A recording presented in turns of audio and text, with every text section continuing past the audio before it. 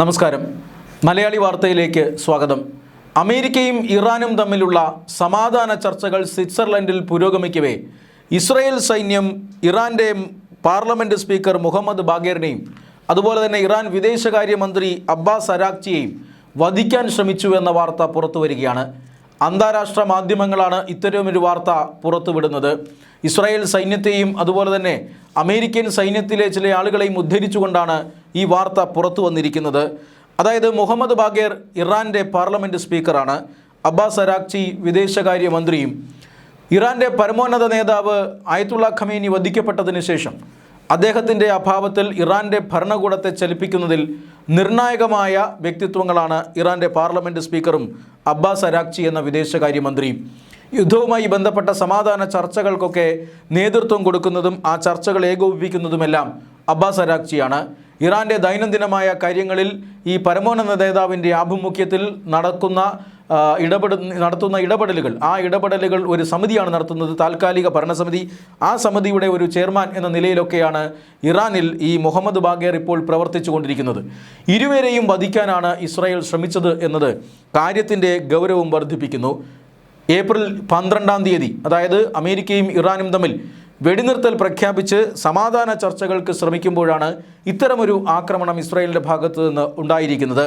April 12 Pakistan തലസ്ഥാനമായ ഇസ്ലാമാബാദിൽ ചർച്ചകൾ പൂർത്തിയാക്കി തിരികെ ഇറാനിലേക്ക് പാർലമെൻറ്റ് സ്പീക്കർ മുഹമ്മദ് ബാഗേർ മടങ്ങിയിരുന്നു. ഇദ്ദേഹത്തിൻ്റെ വിമാനം പാകിസ്ഥാനിൽ നിന്നും പുറപ്പെട്ട് ഇറാൻ്റെ വ്യോമ അതിർത്തിയിലേക്ക് പ്രവേശിക്കുന്ന സമയത്ത് ഇറാഖിലൂടെ ഇസ്രായേലിൻ്റെ 2 അതിമാരകങ്ങളായ യുദ്ധവിമാനങ്ങൾ ഈ വിമാനത്തെ, അതായത് പാർലമെൻറ്റ് സ്പീക്കർ സഞ്ചരിക്കുന്ന വിമാനത്തെ ലക്ഷ്യം വച്ചെന്നും, എന്നാൽ ഈ വാർത്ത നേരത്തെ ചോർന്നു കിട്ടിയ ഇൻ്റലിജൻസ് വിവരങ്ങളിൽ നിന്ന് മനസ്സിലാക്കിയതോടുകൂടി ഈ വിമാനത്തെ അടിയന്തരമായി താഴെ ഇറക്കുകയും അടുത്തുള്ള ഒരു എയർപോർട്ടിൽ താഴെ ഇറക്കുകയും പിന്നീട് ടെഹ്റാനിലേക്ക് പാർലമെൻറ്റ് സ്പീക്കർ റോഡ് മാർഗം സഞ്ചരിക്കുകയും ചെയ്തു എന്നാണ് ഇപ്പോൾ വാർത്താമാധ്യമങ്ങൾ പുറത്തുവിടുന്നത്. അതായത് ഈ ഇറാൻ്റെ പാർലമെൻറ്റ് സ്പീക്കർ ആകാശമാർഗം യാത്ര ചെയ്യുന്നത് അറിഞ്ഞ് ആ വിമാനത്തിൻ്റെ റൂട്ടുകളടക്കം മനസ്സിലാക്കിക്കൊണ്ട് ഇസ്രായേൽ യുദ്ധവിമാനം ആ വിമാനത്തെ ആക്രമിക്കാൻ പദ്ധതിയിടുന്നു. എന്നാൽ ഇത് നേരത്തെ മുൻകൂട്ടി അറിയുന്ന IRGC പാർലമെൻറ്റ് സ്പീക്കറുടെ വിമാനത്തെ അടിയന്തരമായി നിലത്തിറക്കുന്നു. അതിനുശേഷം അദ്ദേഹത്തിൻ്റെ യാത്ര കനത്ത സുരക്ഷയിൽ ടെഹ്റാനിലേക്ക് റോഡ് മാർഗമാക്കുന്നു. ഇതാണ് ഇസ്രായേലിൻ്റെ ഈ ആക്രമണ പദ്ധതി തകർത്തത്. സമാനമായ രീതിയിൽ തന്നെ ആകാശത്ത് വച്ച് അബ്ബാസ് അരാക്ചിയെയും വധിക്കാൻ ഇസ്രായേൽ ശ്രമിച്ചു എന്നും വിവരങ്ങളുണ്ട്. ആ വധശ്രമത്തെക്കുറിച്ച് അധികം ചില വിവരങ്ങൾ പുറത്തു വന്നിട്ടില്ല. പക്ഷേ ഇസ്രായേലിൻ്റെ വിദേശകാര്യമന്ത്രി അബ്ബാസ് അരാക്ചിയെയും പാർലമെൻറ്റ് സ്പീക്കർ മുഹമ്മദ് ബാഗേറിനെയും വധിക്കാൻ ഇസ്രായേൽ ശ്രമിച്ചുവെന്ന വാർത്ത സത്യത്തിൽ ലോകത്തെ തന്നെ ഞെട്ടിക്കുന്നതാണ്. അതും യുദ്ധകാലത്തിലല്ല, മറിച്ച് യുദ്ധത്തിൽ വെടിനിർത്തൽ പ്രഖ്യാപിച്ചതിന് ശേഷമാണ്. വെടിനിർത്തൽ പ്രഖ്യാപിച്ച് ചർച്ചകൾക്കായി അങ്ങോട്ടും ഇങ്ങോട്ടും സമാധാന ചർച്ചകൾക്കായി യാത്ര ചെയ്യുന്ന സമയത്താണ് ഇങ്ങനെയൊരു വധശ്രമം ഉണ്ടായിരിക്കുന്നത്. ഇസ്രായേൽ എന്ന ഒരു രാജ്യത്തിൽ നിന്ന് ആരും ഇത് പ്രതീക്ഷിക്കുന്നതല്ല. പക്ഷേ ശത്രുക്കളെ ഏതു വിധേനയും ഏത് സാഹചര്യത്തിലും വെച്ച് വകവരുത്തുകയാണ് തങ്ങളുടെ ലക്ഷ്യമെന്ന് പ്രഖ്യാപിച്ചിട്ടുള്ള രാജ്യമാണ് ഇസ്രായേൽ. ഇസ്രായേലിൻ്റെ സുരക്ഷിതത്വത്തിനായി തങ്ങൾ ഏതറ്റം വരെയും പോകുമെന്നും അവർ നേരത്തെ പ്രഖ്യാപിച്ചിരുന്നു. ഇതിൻ്റെ ഭാഗമായിട്ടാണ് ഇപ്പോൾ ഈ മുഹമ്മദ് ബാഗേറിനെയും അതുപോലെ തന്നെ അബ്ബാസ് അരാക്ചിയെയും വധിക്കാൻ ശ്രമിച്ചത് എന്ന ആരോപണം ഇപ്പോൾ ഉയർന്നിരിക്കുകയാണ്.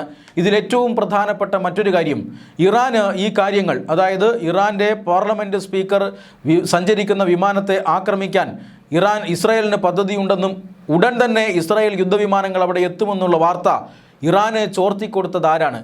അത് മറ്റാരുമല്ല, അമേരിക്ക തന്നെയാണ്. ഇതാണ് ഏറ്റവും പ്രധാനപ്പെട്ട കാര്യം. അതായത് ഇറാനും അമേരിക്കയും തമ്മിൽ വലിയ യുദ്ധത്തിലായിരുന്നു. ഇസ്രായേലും അമേരിക്കയും അതിശക്തമായിട്ടാണ് ഇറാനെ ആക്രമിച്ചുകൊണ്ടിരുന്നത്. ഏതാനും ദിവസത്തെ ആക്രമണങ്ങൾക്ക് ശേഷം ഇറാനുമായി സമാധാന ചർച്ച നടത്താൻ അമേരിക്ക താൽപ്പര്യം പ്രകടിപ്പിക്കുന്നു. ഇതുമായി ബന്ധപ്പെട്ട് മധ്യസ്ഥത വഹിക്കുന്നത് പാകിസ്ഥാനാണ്. ഇസ്ലാമാബാദിൽ ചർച്ചകൾക്ക് ഉള്ള വട്ടം കൂട്ടുന്നു. ഈ സമയത്താണ് ഇറാൻ ആക്രമണം നടത്തി ഒരു വധശ്രമം നടത്തുന്നത്. നടത്തുന്നത് എന്നുള്ളതാണ്. ഈ സമയത്ത് ഇസ്രായേലിൻ്റെ ആക്രമണ ശ്രമത്തെക്കുറിച്ച് വ്യക്തമായി അറിയാവുന്ന അമേരിക്കൻ ഇൻ്റലിജൻസ് ഇറാന് ഈ വാർത്ത ചോർത്തി കൊടുക്കുന്നു. ഇറാൻ അതുകൊണ്ട് തന്നെ വ്യക്തമായ ഒരു സംരക്ഷണ കവചം അവിടെ പാർലമെൻറ്റ് സ്പീക്കർക്ക് ഒരുക്കുന്നു.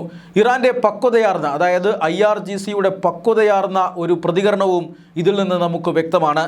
എന്തായാലും ഇന്ത്യയിൽ ഒരു രാജ്യത്തിൻ്റെ VIP-യെ വധിക്കാൻ മറ്റൊരു രാജ്യം ശ്രമിക്കുന്നു എന്നറിയുമ്പോൾ ആ രാജ്യത്തിൻ്റെ വിമാനങ്ങളാണ്, യുദ്ധവിമാനങ്ങളാണ് വധിക്കാൻ എത്തുന്നത് എന്നറിഞ്ഞതോടുകൂടി ഇസ്രായേലിൻ്റെ യുദ്ധവിമാനങ്ങൾ തകർത്ത് കളയാനും ഇസ്രായേലിന് പണി കൊടുക്കാനുമല്ല IRGC അവിടെ ശ്രമിച്ചത്.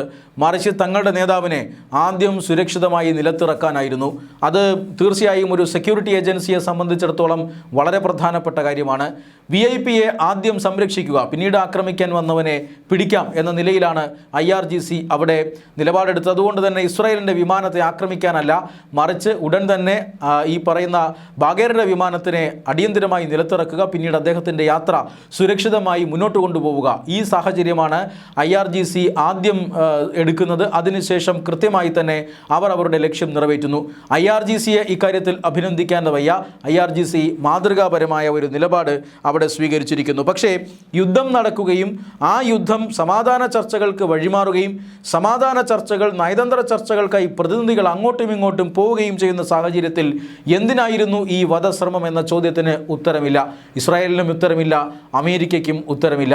ഇപ്പോഴും അമേരിക്കയും ഇറാനും തമ്മിൽ നടക്കുന്ന സമാധാന ശ്രമങ്ങൾക്ക് പാര പണിയുകയാണ് ഇസ്രായേൽ എന്ന വിവരം അമേരിക്കൻ രഹസ്യാന്വേഷണ ഏജൻസികൾക്ക് ലഭിച്ചിട്ടുണ്ട്. ഒരു കാരണവശാലും ഇറാനുമായി ഒരു സമാധാന ഉടമ്പടി ഞങ്ങൾ ആഗ്രഹിക്കുന്നില്ല എന്ന് ഇസ്രായേൽ തുറന്നു പറയുകയാണ്. ഇറാൻ അപകടകരമായ രാജ്യമാണ്. അവരുടെ പക്കൽ ആണവായുധങ്ങളുണ്ട്. കഴിഞ്ഞ ഫെബ്രുവരി 28-നാണ് അമേരിക്ക ഇറാന് നേരെ ആക്രമണം നടത്തിയത്. ഈ ആക്രമണത്തിൻ്റെ ആദ്യ ദിവസം തന്നെ അവരുടെ പരമോന്നത ആത്മീയ നേതാവ് കൊല്ലപ്പെട്ടു. ഇറാൻ്റെ പക അത് അങ്ങേയറ്റത്ത് നിൽക്കുകയാണ്. യുദ്ധം അവസാനിപ്പിച്ച് മടങ്ങിയാൽ ഇസ്രായേലിന് വലിയ ദോഷമുണ്ടാകും. ഇസ്രായേലിനെ ആണവായുധം കൊണ്ട് ആക്രമിക്കാൻ പോലും ഇറാൻ മടിക്കില്ല. അതുകൊണ്ട് ഇനിയും ഇറാൻ്റെ സൈനിക ശേഷിയെ ഇല്ലാതാക്കുന്ന തരത്തിൽ വീണ്ടും ആക്രമണം നടത്തണമെന്നും യുദ്ധം വേണമെന്നുമാണ് ഇസ്രായേൽ പറയുന്നത്. പക്ഷേ അമേരിക്ക അതിന് അനുവാദം നൽകുന്നില്ല. എല്ലാം തച്ച് തകർക്കാൻ ഒരു കാരണവശാലും ഇസ്രായേലിനെ അനുവദിക്കില്ല. അതുകൊണ്ട് തന്നെ ഇറാനിൽ എന്തെങ്കിലും തരത്തിലുള്ള മാറ്റങ്ങൾ ഉണ്ടാക്കാൻ സാധിക്കുമോ, അണുവായുധത്തെ അവിടെ നിന്ന് മാറ്റാൻ സാധിക്കുമോ, ഇതെല്ലാമാണ് അമേരിക്ക ഉറ്റുനോക്കുന്നത്.